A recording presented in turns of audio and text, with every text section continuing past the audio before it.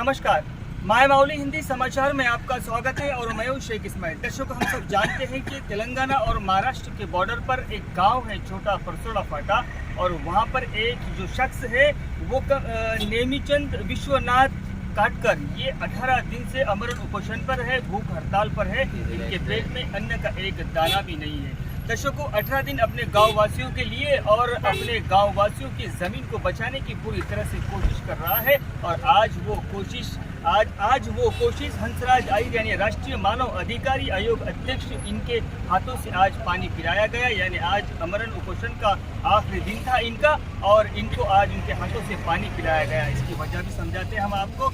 माननीय हंसराज आहिर, इनके पास आकर इनको समझाया गया कि आपके साथ कोई नाइंसाफ़ी नहीं होगी। जहाँ तक आपकी जो डिमांड है, जो सबसे दो बड़े ऐसे डिमांड है, 756.14 हेक्टेयर की एक साथ की खरीदी, और दूसरी चीज़ है एकरी को एक 50 लाख रुपए, और जिसकी भी ज़मीन जाती है उसके घर में एक नौकरी यानी एक सीट देने की मांग की। अभी कल के जो बैठक हुई थी, जिसमें SDM की बैठक हुई थी, उसके बाद में और RCCPL कंपनी के जो प्रतिनिधि थी उनकी भी बैठी, और दूसरी बैठक इन किसान भाइयों के साथ थी। लेकिन उस बैठक में वहाँ पर कोई निर्णय नहीं लगा, क्योंकि ये बैठक सब मिली जुली थी और सीधा किसानों के अपक्ष थी, यानी पक्ष में नहीं थी। फिर उसके बाद में आज पुरजोर गांव के, परसोड़ा गांव के और कोठोड़ा गांव के और सभी लोग मिलजुल कर आज इस बात को, इस चर्चा को आगे बढ़ाया और सीधा हंसराज आहिर से बात की, और आज एक बैठक तैनात की गई। हंसराज आहिर के सामने वो जो सारे मुद्दे हैं जिस पर बात की गई, क्योंकि इन गरीब किसानों के ऊपर कई सारे मुकदमे लगाए गए, क्योंकि ये किसान आगे चलकर आवाज़ न उठाए। जब भी आवाज़ उठाया जाता था, इन किसान भाइयों के ऊपर एक नया मुकदमा लगा दिया जाता था। बाकी जो डर के भाव में जो जी रहे थे किसान, वो भी परेशान हाल हो चुके थे। आखिरकार काटकर जी ने एक अपने लक्ष्य थामा और कहा है कि मैं अपने गांव वासियों के लिए और अपनी ज़मीन के लिए लड़ूंगा, ताकि मेरी जान क्यों नहीं चली जाती। आज का 18वां दिन है। सारी सम्मति के साथ में, सारे नेताओं के साथ में बिठाकर यहाँ पर तहसीलदार को भी बुलाकर यहाँ पर बैठक की गई है, और उस बैठक में ये निर्णय लिया गया है कि जब तक इस बात का फैसला नहीं होता, ये 12 मांगे हमारी पूरी नहीं हो जाती, तब तक इस RCCPL का जो खाद्य पदार्थ है और जो भी पदार्थ जो वाहन से ले जाया जाता है, वो उसका जो काम है वो पूरी तरह से बंद हो जाए, और बंद करा दिया गया। और आज बंद कराने की पूरी तरह से बंद किया गया। अब जब दूसरी बैठक होगी, उस बैठक में जो भी निर्णय लिया जाएगा, और उस निर्णय पर सबसे ज़्यादा इन 12 मुद्दों पर बात होगी, और कुछ मेन मुद्दे हैं वो पूरी तरह से हल किया जाएगा। धन्यवाद। पर आप बने रहिएगा माय माउली हिंदी समाचार के साथ।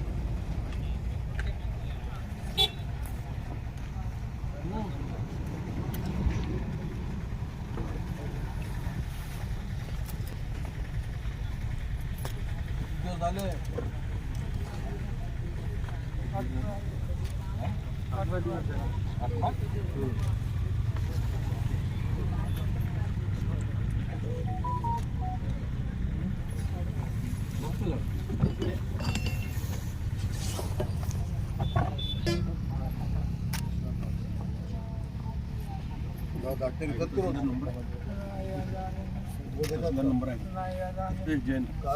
नंबर माझा मोबाईल राहून नाही लाव ना फोन, मी बोलतो।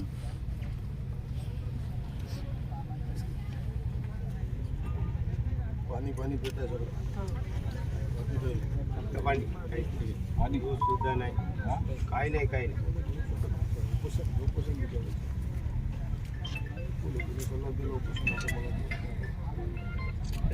मला झालं नाही काम त्यांचं. नाही सर, एक दिवस केला तर कलेक्टरच्या हँडला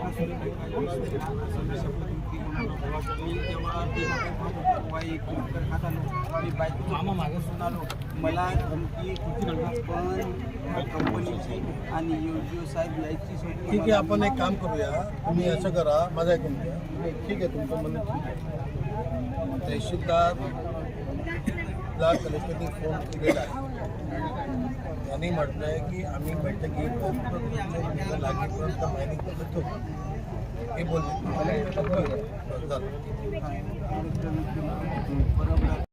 सर आज जे मुद्द्यावर आले सर आपण, तर त्यासाठी जे आमरण उपोषण होते आज तुम्ही त्यांना पाणी पाजले सर, जे ज्यांची अटी होती 12 शर्त, जिसे 12 शर्त जिसे कहते हैं सर, उसमें से कुछ 2 शर्त तो बड़े हैं. इसमें सर आपका क्या कहना है? क्या फिर उसके बाद में आमरण उपोषण के बाद में भी उनके साथ धोखाधड़ी होगा, या फिर कुछ 4-5 गांव आ रहे हैं, उसमें उस गांव के अंदर भी कई सारे रोड की समस्या है, फिर बाद में प्रदूषण की समस्या है, और एकरी के हिसाब से जो ब्रोकर लगाया जा रहा है वो भी गांव वाले उस पर एतराज़ कर रहे हैं. सर उसके ऊपर आप क्या बोलेंगे? मराठीत बोलते हैं यहाँ पर जो ज़मीन यहाँ अधिग्रहण हो रही है, एक मुकुटबंद में यवतमाल ज़िले में एक सीमेंट प्लांट है RCCPL, उस ग्रुप को यहाँ पे लीज मिली है 756 हेक्टेयर की चंद्रपुर जिले में. अब लीज है, माइनिंग लीज है लाइमस्टोन की. इस अधिग्रहण को उन्होंने पूरा करना चाहिए, हमेशा की परंपरा है. लेकिन एक कंपनी का जो कहना है कि हम पूरी जगह एक साथ नहीं लेंगे, स्टेप बाय स्टेप लेते रहेंगे, 30 साल तक लेते रहेंगे, ये बात उन्होंने कही थी. और 30 साल तक ज़मीन लेंगे तो अधिग्रहण हुई ज़मीन को ये लोग दूसरे को बेच नहीं सकते और वो टांग की तलवार रहेगी. ये बात को लेकर यहाँ आंदोलन चल रहा है. दूसरी बात एक है कि ज़मीन का मूल्य अच्छा मिले.